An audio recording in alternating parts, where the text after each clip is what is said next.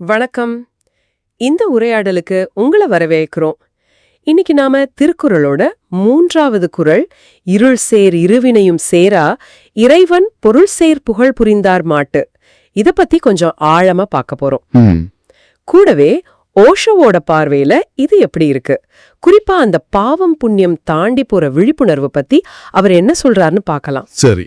இதுக்கு ஆதாரம் திருக்குறளும் ஓஷோவோட கருத்துக்களை தொகுத்த பாவ புண்ணியம் கடந்த விழிப்புணர்வு நூல்ல இருந்து சில பகுதிகள் தான்.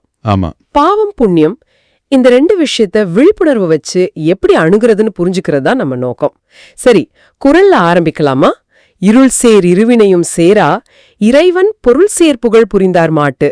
பொதுவா இருவினை அப்படின்னா நல்வினை தீவினைன்னு தான் நாம புரிஞ்சுக்கிறோம். ஆனா ஓஷோவோட பார்வை இதுல கொஞ்சம் வேற மாதிரி இருக்கே. ஆமாமா. அவர் எப்படி இந்த இருவினைய சொல்றாரு? வெறும் நல்லது கெட்டது அதுக்கும் மேலையா? நிச்சயமா.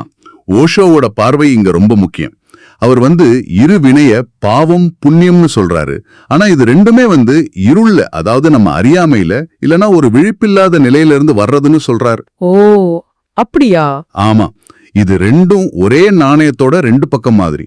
புண்ணியம் சேர்க்கணும்னு நினைக்கிறதும் கூட ஒரு வகையில அகங்காரம் இல்லனா பயத்தோட அடிப்படையில இருக்கலாம்னு சொல்றாரு. சரி சரி. அதனால உண்மையான விடுதலைங்கிறது இது ரெண்டையுமே தாண்டி போறதுதான். இது கேட்கவே ரொம்ப சுவாரஸ்யமா இருக்கு. அப்போ இந்த இருள்ல இருந்து, இந்த இரு வினைகள்ல இருந்து எப்படி வெளியே வர்றது? குறளோட 2வது வரி இறைவன் பொருள் சேர் புகழ் புரிந்தார் மாட்டுன்னு சொல்லுதே. ஓஷோ பார்வையில இந்த இறைவன் யாரு? அந்த பொருள்னா என்ன? நாம நினைக்கிற மாதிரி சாமியா? இல்ல.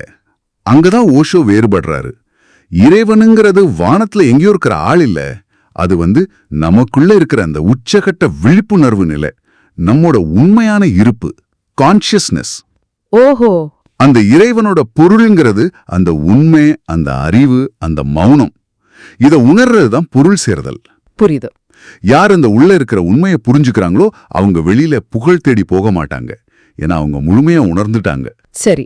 இந்த நிலையில தான் பாவம் புண்ணியம்ங்கிற அந்த ரெண்டு எண்ணமும் நம்மளை விட்டு போயிடும்னு சொல்றாரு. ஆனா பாருங்க, நிறைய ஆன்மீக வழிகள், ஏன் திருக்குறள் கூட நல்லதை செய்யணும், அதாவது புண்ணியம் செய்யணும்னு சொல்லுதே. ஆமா, சொல்லுது. ஓஷோவோட பார்வை விழிப்பாயிரு, பாவம் புண்ணியம் தானா போயிடும்னு சொல்றது. அப்போ நல்ல செயல் செய்யறதோட முக்கியத்துவம் கம்மியாயிடுமா? இது எப்படி புரிஞ்சுக்கிறது? இது கொஞ்சம் நுட்பமான விஷயம்.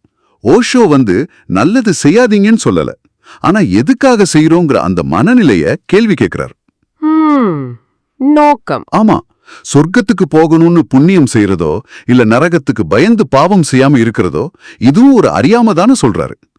பக்திக்கும் பாவத்துக்கும் மூல காரணம் அறியாமை அல்லது மூட நம்பிக்கைன்னு அவர் சொல்றதுக்கு இதுதான் அர்த்தம். சரி சரி.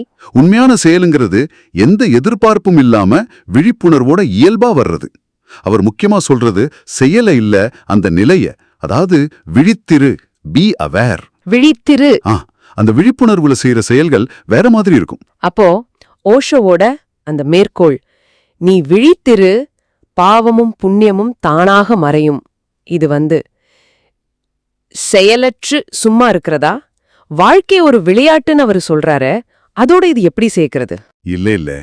அது செயலற்ற நிலை இல்ல. விழிப்புணர்வுங்கிறது நம்ம செயல்களோட தன்மையை மாத்துது. வாழ்க்கை ஒரு விளையாட்டுன்னு புரிஞ்சுக்கிட்டா அதோட வெற்றி தோல்வியில, அதாவது இந்த பாவம் புண்ணியம் மாதிரி விஷயங்கள்ல நாம சிக்கிக்க மாட்டோம். ரசிப்போம், ஆனா ஒட்டிக்க மாட்டோம்.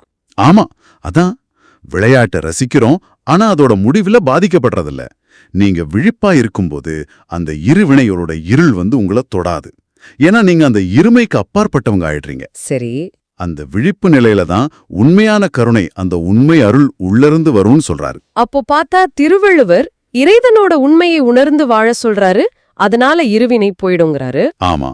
ஓஷோ அந்த உண்மை உணர்தல்ங்கிறதே விழிப்புணர்வுலாம், அது வந்தா பாவம் புண்ணியம்ங்கிற பேதமே இருக்காதுன்னு சொல்றாரு. ரெண்டும் கடைசில ஒரே இடத்தை தான் காட்டுது, ஆனா விளக்குற விதம் கொஞ்சம் வேற மாதிரி இருக்கு. அப்படிதானே? மிக சரியா சொன்னீங்க. ரொம்ப அழகா சொன்னீங்க. திருவள்ளுவர் இலக்க கொஞ்சம் மறைமுகமா சொல்றார். இறைவனோட பொருள் சேர்ந்தா இருள் போகும்னு. ஓஷோ அந்த பொருள் சேர்த்தல்ங்கிறத நேரடியா விழிப்புணர்வுன்னு சொல்றாரு. அந்த விழிப்புணர்வு தான் இருள, அதாவது பாவம் புண்ணியங்கிற இருமைய நீக்கிற ஒளிங்கிறார். ஆக சாரம் ஒண்ணுதான். அறியாமை இருள, விழிப்புணர்வு ஒளிதான் போக்கும். புரியுது. அந்த விழிப்போட வாழ்றப்பதான் நாம இறைத்தன்மையோட இணையிறோம். இது செயல்களை பத்தினதில்ல, மனசோட பிடியிலிருந்து விடுபடுறத பத்தினது. சரி, இந்த உரையாடலோட இறுதியில உங்களுக்கு ஒரு சிந்தனை. இந்த விழிப்புணர்வு நிலை அப்படிங்கிறது நம்ம அன்றாட வேலைகளை எல்லாம் நிறுத்திட்டு சும்மா உட்காந்து தியானம் பண்றதா, இல்லனா நாம செய்யற ஒவ்வொரு வேலையையும், சந்திக்கிற ஒவ்வொருத்தரையும், எல்லா சூழ்நிலையையும் ஒரு புது பார்வையில இந்த பாவம் புண்ணியம்ங்கிற கணக்கு வழக்கு இல்லாம அணுகிறதா? உங்க அனுபவத்துல இந்த விழிப்புணர்வை எப்படி உணர்றீங்க? அது உங்க செயல்களை எப்படி மாத்துதுன்னு கொஞ்சம் யோசிச்சு பாருங்க.